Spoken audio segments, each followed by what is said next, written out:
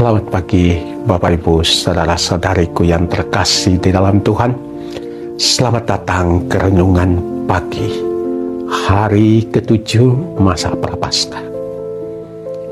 Bacaan-bacaan pada hari ke-7 ini amatlah indah, karena bacaan mau mengajak kita untuk melihat kepada Tuhan bukan sebagai seorang hakim yang kejam yang mencatat semua kesalahan kita, yang membuat kita takut dan gemetar ketika kita datang kepadanya, yang membuat ketika kita merasa berdosa kita harus lari daripadanya, menutup diri daripadanya. Bacaan hari ini mau mengajak kita untuk melihat Tuhan sebagai Bapa kita. Dalam doa yang diajarkan Yesus kepada para muridnya, kalau Tuhan itu Bapa, sebagaimana kalau kita berbicara kepada seorang Bapa, kita tidak perlu mutar sana mutar sini sebelum kita menyampaikan apa maksud kita. Biasa kalau sama orang lain kita bilang, "Weh Pak, terima kasih ya sudah menerima saya minta maaf karena saya merepotkan dan mengganggu Bapak. Hari ini saya minta maaf ya Pak, saya terpaksa." Kita mutar-mutar. Beda kalau kita ngomong sama Bapak kita tidak minta maaf, kita tidak mutar sana sini, kita bilang, "Pak, saya mau cari Bapak karena ini saya ada perlu untuk ini. Kita ngomong langsung. Semakin kita dekat kepada seseorang, semakin bahasa kita menjadi satu bahasa yang langsung, bahasa yang tidak perlu ditutup-tutupi dan dibalut, tetapi bahasa yang keluar dari hati kita, dari pikiran kita, ungkapan relasi kita. Makanya itulah yang Yesus mau, untuk mengajak kita untuk melihat Allah itu sebagai Bapa kita, supaya penghayatan kita terhadap iman kita tidak menjadi suatu penghayatan yang ritual, satu penghayatan yang membuat kita takut dan gemetar ketika kita tidak memenuhi tugas dan kewajiban kita. Sebagai seorang Bapa, kita harus yakin percaya bahwa Bapa itu akan memberikan semua yang kita perlukan, makanan, perlindungan, kasih. Makanya dalam doa Bapa kami kita mulai dengan, "Bapa kami yang ada di surga, dimuliakanlah namamu." Kita dimuliakanlah namamu karena kita tahu namanya itu memang terhormat. Terhormat bukan karena dia menggentarkan, terhormat bukan karena dia menakutkan, terhormat karena dia penuh dengan cinta. Cintanya itulah yang kita mau undang masuk. Makanya kita bilang, "Datanglah kerajaanmu itu." Kerajaan yang kita mau ngomong, yang kita minta dari Tuhan, bukanlah satu kerajaan di mana ada bos dan ada bawahan, di mana ada seorang raja dan ada orang yang harus taat seperti seorang budak. Tidak. Tetapi datanglah kerajaan di mana kita semua boleh duduk bersama-sama. Ada satu bacaan yang menarik sekali. Dibilang, Tuhan turun dari pegunungan dan orang-orang banyak naik ke bukit dan mereka berjumpa di tanah yang datar. Tanah di mana yang tinggi turun ke bawah dan yang di bawah naik ke atas. Di tanah datar itulah kerajaan Allah bisa terbentuk. Di tanah datar itulah kasih dan cinta bisa bersatu.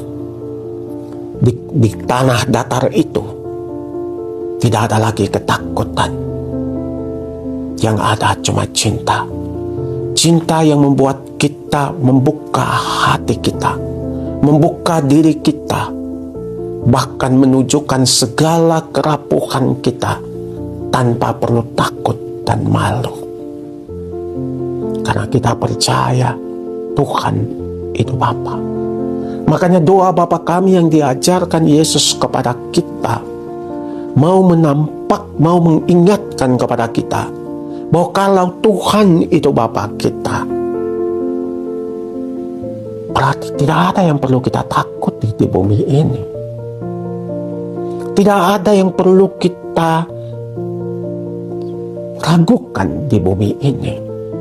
Karena kalau itu Tuhan Bapa kita, Dia pasti akan menjaga kita. Dia pasti akan melindungi kita. Dia pasti akan buat apa saja dalam kemampuannya Dia untuk membuat supaya jalan hidup kita aman dan tentram. Ketika kita berbicara tentang aman dan tentram, tidak berarti tidak akan ada bahaya yang mengancam. Tidak berarti bahwa tidak ada goncangan yang terjadi, bahwa tidak ada gempa bumi yang terjadi dalam hidup kita. Tidak berarti bahwa semua jalan hidup kita mulus. Tidak. Aman dan tentram di dalam Tuhan berarti kita percaya bahwa meskipun gempa bumi, meskipun angin ribut yang menggoncang kapal kehidupan kita, kita masih bisa tidur nyenyak. Karena kita tahu Tuhan menjaga kita. I just have to do what I have to do. What is my obligation?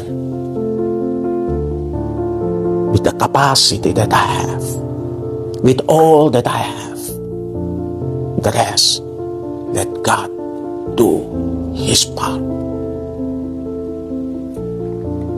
Ini seperti perempuan-perempuan yang sesudah Yesus wafat dan pagi-pagi buta mereka menuju ke kuburan karena ingin berjumpa mengunjungi kuburan Yesus.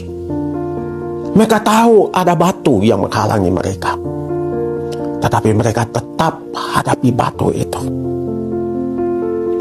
Dan ketika tangan mereka pada sisi batu yang satu bersatu dengan tangan Tuhan pada sisi batu yang lain, batu itu pun terpindah. Kematian pun tidak punya kuasa atas kita.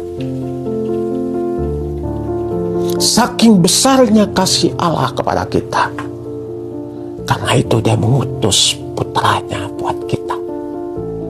Bapa mana lagi yang seperti itu, yang rela mengorbankan segala-galanya, bahkan hidupnya, bahkan anaknya buat kita. Bapa yang teramat kasih. Bapa yang teramat kasih kepada kita itu tidak meminta, tetapi membangkitkan dalam diri kita suatu tanggung jawab, satu janji kepada diri bahwa saya pun akan membalas cintanya. Cinta yang diberikan kepada kita harus dibayar dengan cinta, harus dibalas dengan cinta pula. Ketika cinta dibalas dengan kemarahan, dengan dosa dan salah, dengan kegagalan demi kegagalan, cinta itu, cinta kita adalah egois. Cinta kita hanyalah mau menang sendiri. Cinta kita tidak pernah untuk Bapa dan untuk putra-putri Bapa yang lain.